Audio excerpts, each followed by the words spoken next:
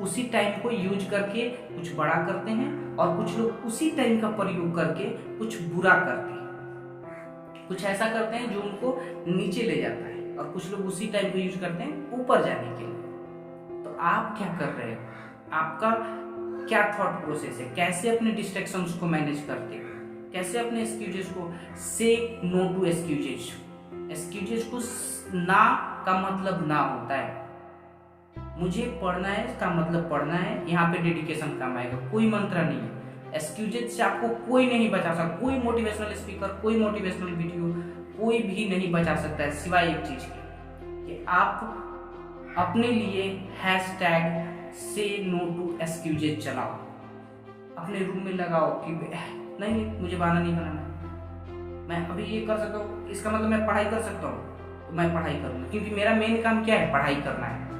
बाकी मैं 10वीं में जब था, मैं अपनी बात बता, तो मेरा घर बन रहा था। बताओ जिस लड़के का घर बन रहा हो और 10वीं की पढ़ाई चल रही हो, वो कैसे मैनेज करे।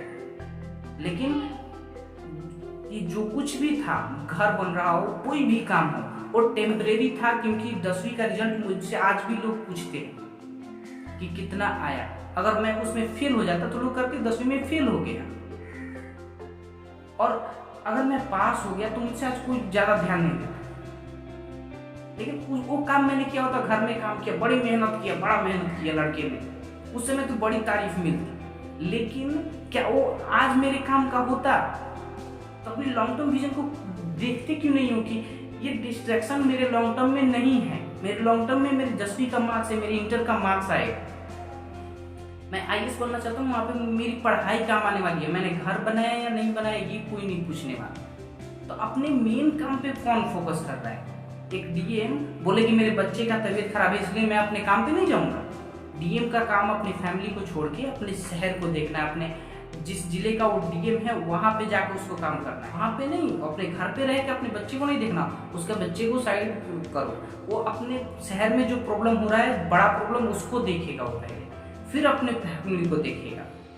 इतनी बड़ी रिस्पॉन्सिबिलिटी होती है एक डीएम के ऊपर। हम सबसे तो नहीं होगा, इसलिए तो सब डीएम भी नहीं बनते। डिफरेंस है कि हम डिस्ट्रैक्ट हो जाते हैं और हम बोलते हैं कि डिस्ट्रैक्शन हमारे पास है। डिस्ट्रैक्शन सबके पास है, हम डिस्ट्रैक्ट खुद को कर देते हैं, फर्क बस इतना है। तो अपने डिस्ट्रैक्शन को काबू में रखो। से नो टू डिस्ट्रैक्शन, से नो टू एक्सक्यूजेज। कभी भी अपने अंदर बोलते रहो कि कभी भी मुझे एक्सक्यूज नहीं बनाना है किसी भी काम के लिए। किसी भी काम, एक्सक्यूज क्या है? झूठ है। झूठ नहीं बोलना है, सत्य बोलना है। सत्य में इतनी ताकत होती है कि वो आपको इंस्पायर करता है, आपको मोटिवेट करता है।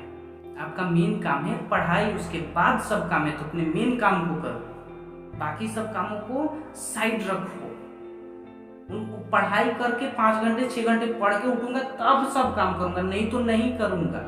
सीधा सीधा अगर इतनी लाइन खींच देते हो तो सब चीजें सिंपल हो जाएंगी, जिसके कारण से लोग फेल हो जाते हैं। नो डिसिप्लिन इन लाइफ, कहीं भी देख लो, किसी भी अनसक्सेसफुल पर्सन को देख लो, उनमें कोई भी सेल्फ डिसिप्लिन नहीं मिलेगा कि वो रूल्स तोड़ना जानते हैं, रूल्स को फॉलो करना नहीं जानते। डिसिप्लिन क्या है? सिंपली रूल्स को फॉलो करना। जैसे मैंने एक डिसिप्लिन बनाया कि मुझे सीधा बैठना है, मैंने एक डिसिप्लिन बनाया कि मुझे चबा के खाना है, मैंने एक डिसिप्लिन बनाया कि मुझे रोज सुबह 4 बजे उठना है, मैंने एक डिसिप्लिन बनाया कि मुझे रोज बुक्स पढ़नी है।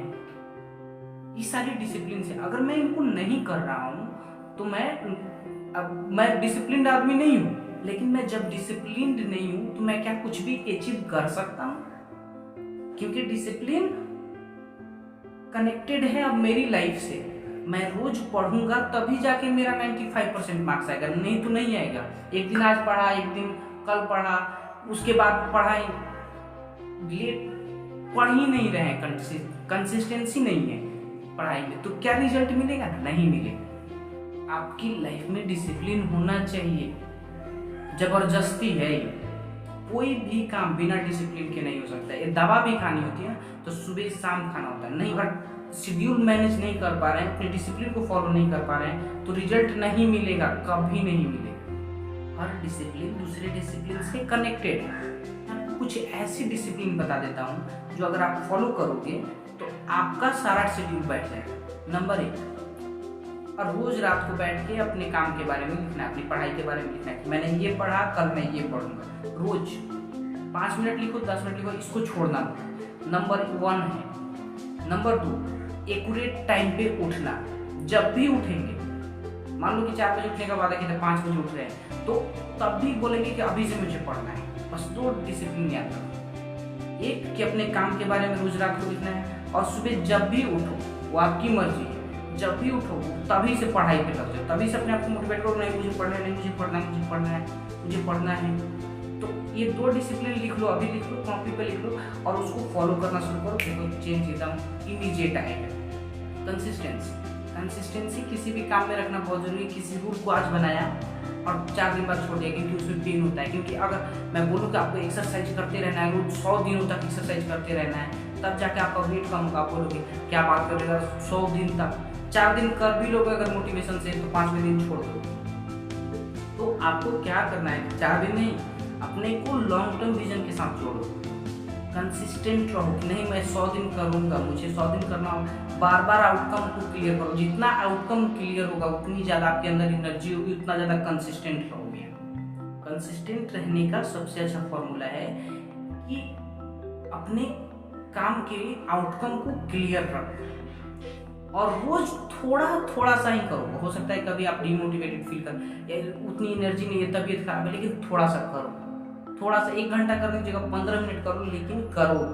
रोज करना है, छोड़ना नहीं है, किसी भी कीमत पर नहीं छोड़ना है। जैसे मान लो कि आप कहीं ट्रेवल कर रहे हैं, लेकिन आप बुक्स नहीं पढ़ सकते, आप अपनी पढ़ाई को कंप्लीट नहीं कर, लेकिन वहाँ पे लेके 5 मिनट के लिए अपनी बुक्स को पढ़ो, कोई मोटिवेशनल वीडियो देख लो, कोई कुछ भी अच्छा अपनी पढ़ाई के बारे में कर लो। थोड़ा सा है, मैथ्स नहीं आता है, आपने चैलेंज किया कि मुझे 100 दिन में मैथ्स ठीक करना है, तो 100 दिन लगातार करो। कुछ भी हो जाए, आधे घंटे, 5 मिनट हो, 1 घंटे हो, जितना देर भी आपको समय मिलता है पढ़ो। जितनी अच्छे से कंसिस्टेंसी मैनेज करो। कंसिस्टेंसी में ये नहीं कहा जाता कि आपको रोज 1 घंटे ही पढ़ना है या फिर रोज रोज इतना ही करना है, नहीं, थोड़ा ही करो लेकिन करते रहो। कुछ दिनों बाद ऐसा आएगा कि आपके अंदर वो हैबिट बन जाएगा, आप करने लगोगे। अंदर का जो मेंटल स्टेट है वो स्टेबल हो जाएगा। जो आपको प्रॉब्लम होती है वो प्रॉब्लम नहीं होगी, वो आप शांत हो जाओगे अंदर से। उसके साथ मतलब आप घुल मिल जाओगे। किसी नए पर्सन से मिलते हैं तो हमको थोड़ा दिक्कत होता है, लेकिन 15-20 दिन बाद क्या होता है, हम अच्छे से उनके साथ हो जाते हैं, उनके साथ कनेक्टेड हो जाते हैं। उसी तरह से आप भी धीरे धीरे कनेक्टेड हो जाए। अपनी हैबिट के साथ कनेक्टेड होने का सबसे अच्छा तरीका है कि रोज करते रहो। 20-21 दिन करोगे, नॉर्मल हो जाएगा सब कुछ। अब 5वां भी है आपके लिए बोनस। आपको मैंने 4 बातों के बारे में पूरा डिटेल में समझा दिया, लेकिन आप इसको फॉलो करते हो या नहीं करते हो ये आप पे डिपेंड करता है, और यही रिजल्ट देता है। यही मेरा सीक्रेट टिप था जो मैं लास्ट में देना चाहता था, क्योंकि 20 मिनट की वीडियो सब कोई नहीं देखता। लास्ट तक वही आएंगे जो टॉपर्स होंगे। खूब अच्छे से फॉलो करो, फॉलो करोगे तभी रिजल्ट मिलेगा, नहीं तो नहीं मिलेगा। Thank you so much for watching.